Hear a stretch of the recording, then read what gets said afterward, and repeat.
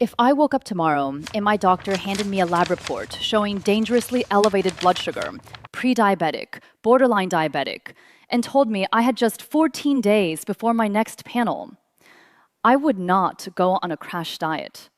I would not eliminate every carb I've ever eaten. I would not white-knuckle my way through 2 weeks of misery, hoping something shifts on a scale. Instead, I'd focus on 5 specific blood sugar protocols in the right order that work with your body's own signaling system to lower glucose fast, naturally, and permanently. Because here's what almost nobody tells you. You don't lower your blood sugar by being more disciplined. You lower it by teaching yourselves to respond again. Today, I'm going to walk you through those exact 5 protocols in the exact order I'd use them to crush insulin resistance, reduce inflammation, improve insulin sensitivity, and turn your blood into a clean, steady fuel system. If you miss even one of these, the process slows dramatically. But if you follow all 5 in order, I have personally watched people drop their A1C by a full point in under 30 days. My community has used these exact protocols across hundreds of thousands of blood sugar transformations. Let's get into it. Look, every good story has a villain. And when it comes to blood sugar, most people have identified the completely wrong one. You might think the villain is sugar, or maybe it's carbs, or your family history, that grandfather who had diabetes, so you've always assumed this was coming for you. Maybe you think the villain is your age, or your slow metabolism, or the fact that your body just stopped working the way it used to. Wrong. Every single one of those is a decoy, a distraction. The real villain isn't what you're eating, it's what your cells have stopped doing. And here's the part that should make you angry. That elevated number on your lab work, that's not the villain. That's the alarm. It's your body screaming that something inside the cell has broken down, a miscommunication between insulin and your cell's doorway, a broken lock. And virtually nobody, not your doctor, not your dietitian, not the internet, has given you the actual key to fix the lock. They're treating the alarm, not the lock. In other words, you don't lower blood sugar by eating less sugar. You lower blood sugar by teaching your cells to respond to insulin again. Today, I'm handing you 5 keys to do exactly that. So let's talk about this broken lock. It's called insulin resistance. And here's exactly how it works. Every time you eat anything, even a healthy food, your blood glucose rises. Your pancreas detects the rise and pumps out insulin. Insulin's job is to knock on the door of your muscle cells and say, "Come pull this glucose out of the blood." In a healthy body, the cell opens the door, absorbs the glucose, and your blood sugar drops back to normal within an hour. But when insulin has been knocking on that door dozens of times a day, every single day for years, your cells start ignoring the knock. The door stops opening.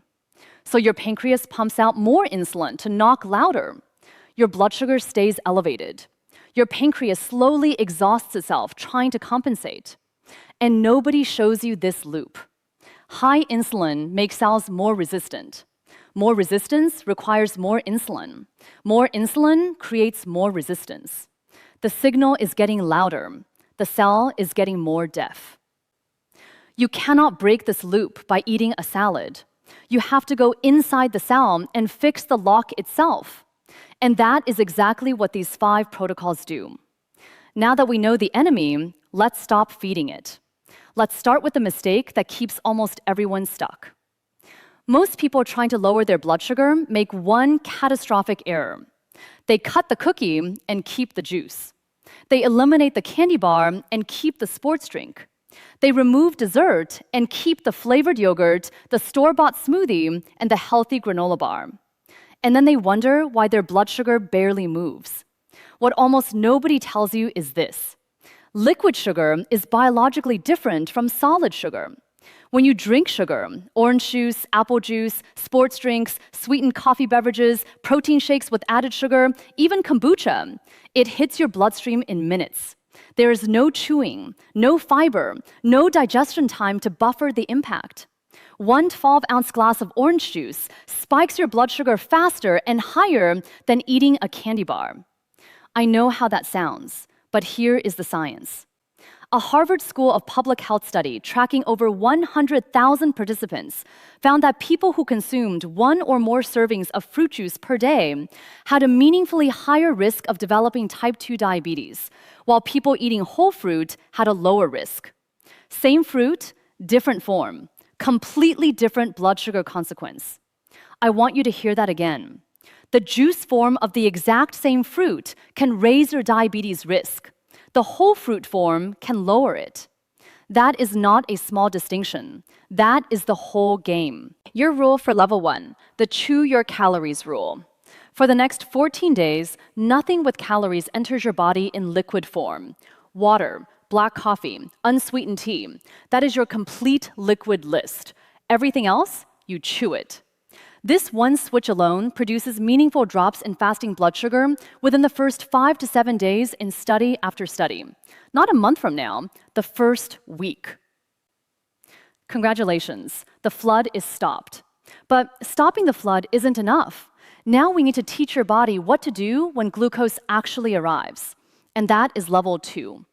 Your mission at level 2 is to control the blood sugar spike before it starts, without changing what you eat, how much you eat, or when you eat, just the order. This is called meal sequencing, and the research on this genuinely made my jaw drop the first time I saw it. A landmark study out of Cornell University, published in the journal Diabetes Care, found that eating protein and vegetables before carbohydrates in the exact same meal, same food, same total portions, lowered the post-meal blood sugar spike by up to 73%. 73%, not from a different diet, from a different order. Here's why. When you eat protein and fiber first, your body releases a hormone called GLP-1. Sound familiar? GLP-1 is the exact same hormone that the most expensive weight loss and diabetes drugs on the market are designed to mimic. It slows gastric emptying, meaning glucose enters the bloodstream gradually instead of flooding it. It also triggers a gentler, earlier insulin response before the carbohydrates even arrive. So when glucose finally shows up, the door is already cracked open. Insulin is ready. It is not scrambling. It is the difference between walking into a prepared room versus kicking the door in. At every meal for the next 14 days, you eat in this order: protein first, vegetable second, fat third, carbohydrates last. Your chicken before the rice. Your eggs before the toast. Your salmon before the potato. The same exact plate, the same exact food. A completely different blood sugar outcome. Pay attention to how you feel 2 hours after meals using this sequence. Less energy crash, less hunger, less brain fog. That is your insulin working the way it was always designed to. Now your body is primed for the first real upgrade, level 3. Here's something most people fundamentally do not understand about high blood sugar. It is not just that there is too much glucose. It is that the glucose has nowhere to park. Your skeletal muscle is the largest glucose disposal site in your entire body. Between 75 and 80% of the glucose you absorb after a meal gets pulled directly into muscle tissue. Your muscle is a glucose parking lot. The more muscle you have, the more parking spots. The more parking spots, the less sugar floating in your bloodstream, and the less insulin your pancreas has to work overtime producing. This is exactly why a lean, muscular person can eat a bowl of pasta and have a relatively stable blood sugar response, while someone with low muscle mass eating that same bowl of pasta experiences a spike that lasts for hours. They are not genetically different. They do not have a better metabolism. They just have a bigger parking lot. Habit 3 is 2 moves working together. Build the engine, then use it right after you eat. Move 1, lift something heavy 2 to 3 times per week. This is not about looking like a bodybuilder. It is about giving your blood sugar more real estate to move into. And eat at least 30 grams of protein per meal to build and maintain the muscle you are developing. Move 2, walk for 10 to 15 minutes immediately after your biggest meal of the day. This one is so simple, it feels like it cannot possibly work. But the research is hard to argue with. A short walk after eating activates glucose transporters called GLUT4 in your muscle cells. These transporters pull glucose directly into muscle tissue without requiring insulin to knock.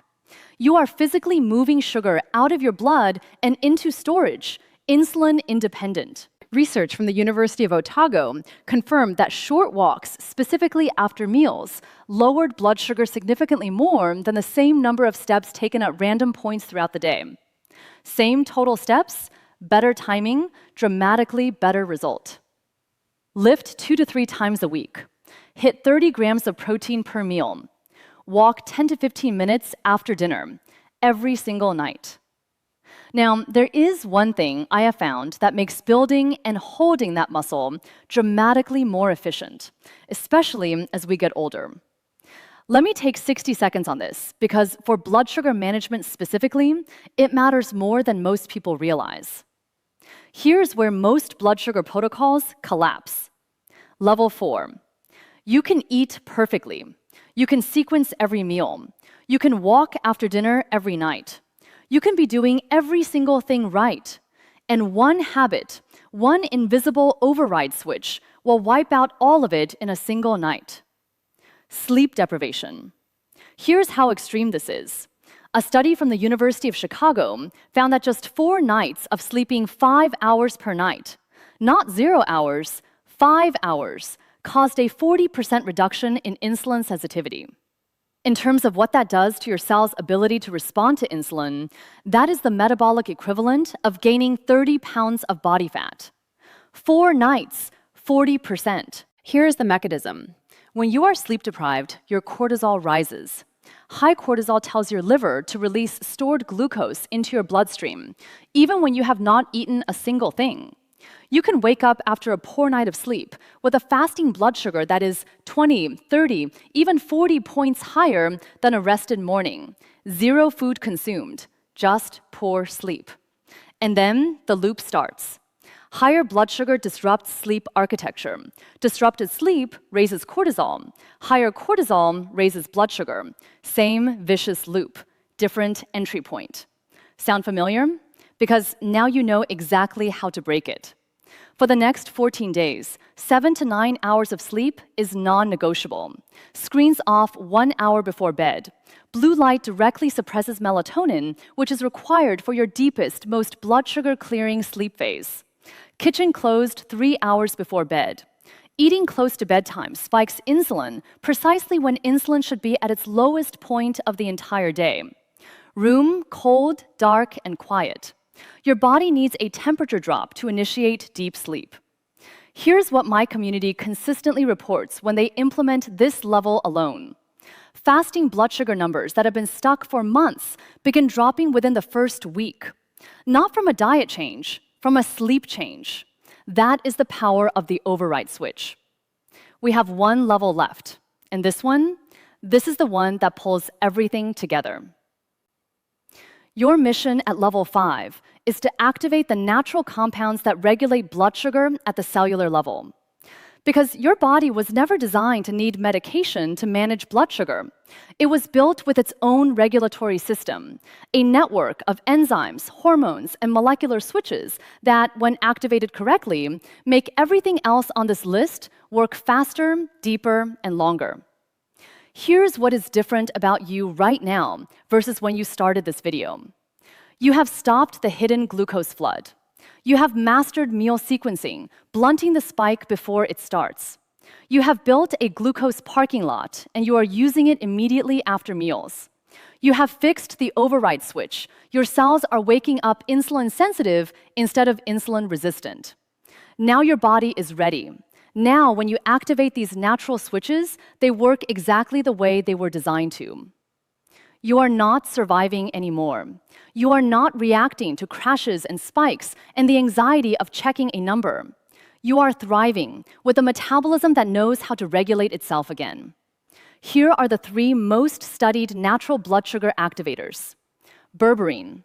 Berberine activates an enzyme called AMPK, the exact same enzyme that the pharmaceutical drug metformin is designed to target. Peer-reviewed research has shown berberine to lower fasting blood sugar and A1C comparably to standard glucose-lowering medications in people with type 2 diabetes, with a strong safety profile. 500 milligrams taken with your 2 largest meals. Cinnamon. Multiple meta-analyses have found that supplemental cinnamon meaningfully reduces fasting blood sugar and improves markers of insulin sensitivity. 1 gram per day, add it to your coffee, your oatmeal, or take it as a capsule. Apple cider vinegar. Research published in Diabetes Care found that 2 tablespoons of apple cider vinegar before a high-carb meal lowered the post-meal blood sugar spike by up to 20%. 1 tablespoon in a glass of water before your 2 biggest meals of the day. These are your 3 natural switches. Stack them on top of the 4 levels you have already locked in, and your blood sugar will not recognize itself in 14 days. You are metabolically flexible now. Your blood sugar is not a mystery. It is responding. It is listening. But let me show you what the real final boss actually looks like. Because it was never the carbs. It was never the sugar. It was never your genetics or your age or the doctor who told you this was simply what happens when you get older and your body starts to go. The biggest thing standing between you and stable blood sugar was a belief.